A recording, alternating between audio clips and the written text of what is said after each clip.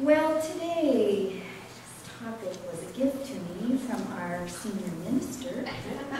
And, you know, we're working on this book by Michael Beckwith, and so Steve said, this is what you're going to be talking about. And I said, all right then. So I had an assignment, which is always really enjoyable and always a surprise. Like, oh, I didn't think I needed that.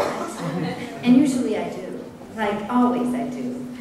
This topic he called Ready to Leap into the Real. And I love that topic about becoming real, really real. So like any good researcher, I Googled being real. And you can imagine that there were a few choices there. It's always fun to see. It's like, are you serious? You can put being real on Google?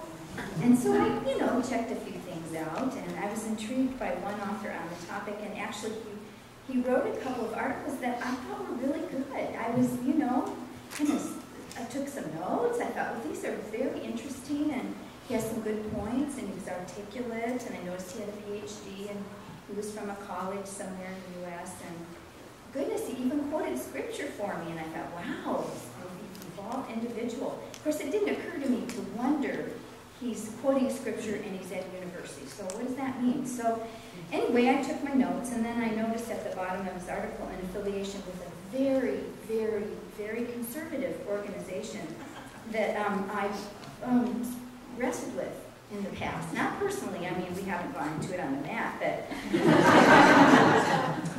know, it's an organization that I've kind of worked with, you know, for myself, like, wow, that what they're saying isn't really working for me. So I saw this name of this organization, and you know, what we're talking about today is not playing a role, but being authentic, right? So I read this, I note my reaction like, oh no, and then I sat in my chair and must have laughed for 5 minutes.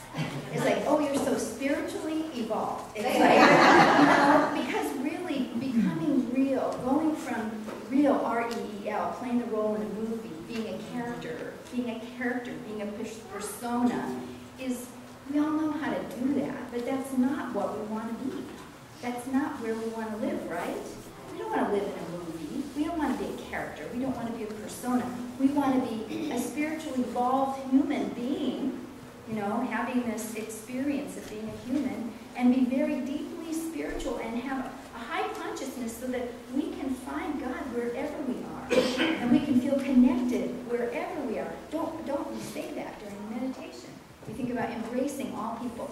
And so, you know, here I find myself just taking a few steps backwards into the movie, and it made me laugh. So that's my confession for the day. In the book, which I mentioned, Spiritual Liberation, it's available in the bookstore if you don't have a copy yet. Michael Beckwith writes about the spiritual journey process. You know, when I went to Unity Village to attend seminary, I kind of thought that I could just, you know, put out the money, show up for the classes, write the papers, and then, bing, I'm ready. Well, I'm not. And I wasn't, and that's not how it works. It's not like you can put out your, you know, few $100s, get on a jet plane, you know, go someplace, hop off, and I'm the Dalai Lama. The journey is a process, isn't it? It's like a process, and sometimes it feels to me not like a jet plane at all, but like a covered wagon that goes backwards, you know, in circles sometimes. However, it takes however long it takes, though, and Beckwith makes a distinction in this spiritual journey process between improvement, change, and transformation. So those are 3 key words for him. He said that improvement is a stage where you take on something new, a new spiritual practice that you think you're going to incorporate into your daily life. Like maybe I'm going to meditate every day, I think he mentions, or maybe I'm going to pray every day before I go to work. I'm going to pray for all my coworkers. I know a minister who used to come into the sanctuary very early in the morning before anybody got there on a Sunday and touched each chair and blessed each chair. And that was her additional practice that she created in her life. So it's something to think about, an improvement, because surely you can think of one thing that you'd like to pay attention to in your life a little bit more carefully. He talks about change.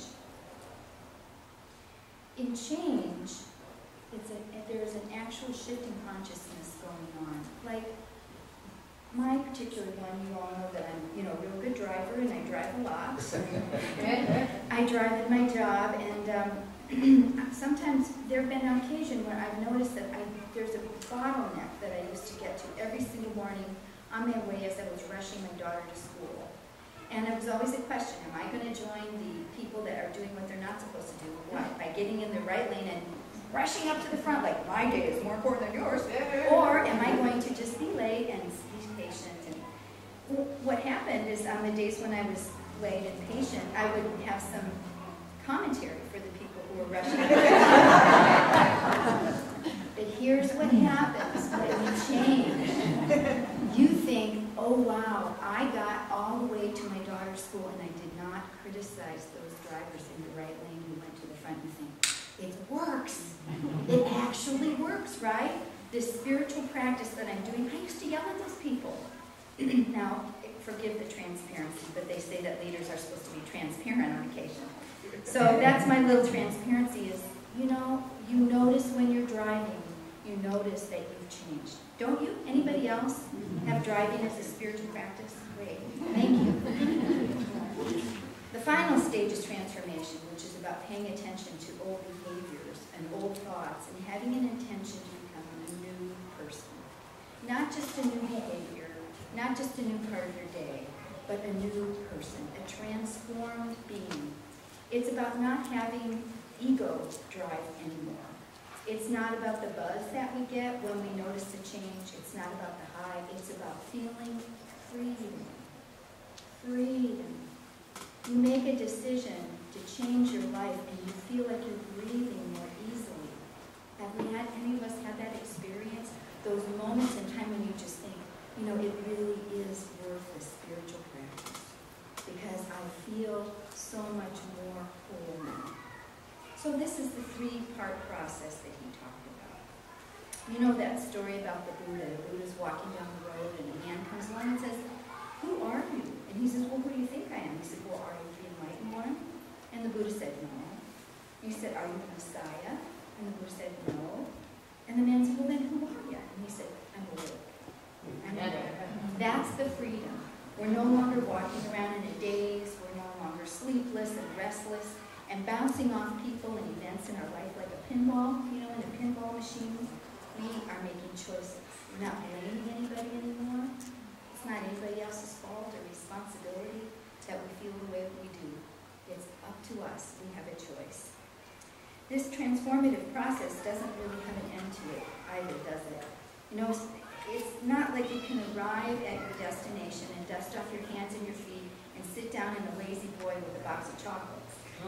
Now, there are days when we might feel like that, and sometimes we do, right? You just get a trash novel and sit down and say, I'm taking a break, right? And there's nothing wrong with that. I mean, we're taking care of ourselves, and can we take care of ourselves in a healthy way?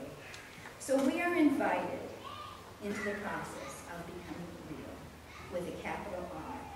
Beckwith makes a distinction between the real, the movie, the little r, and real, the capital R, R-E-A-L, all capitals. So what's the difference? Well, there's playing a role, and then there's becoming. There's becoming authentic. Having a deep and abiding relationship with our God. Charles Fillmore, who's a co-founder of the Unity Movement, used different terms, but in the 1890s he talked about the same thing. He called it Adam consciousness versus Christ consciousness. And what he said was, if we were to look at the Bible, that amazing document that has stood the test of time in some way for many people, we'll see this documented process of the unfolding of the soul, starting with Adam. Starting with Adam, who was a big boy, and everything revolved around him. And that's Adam consciousness. It's all about me.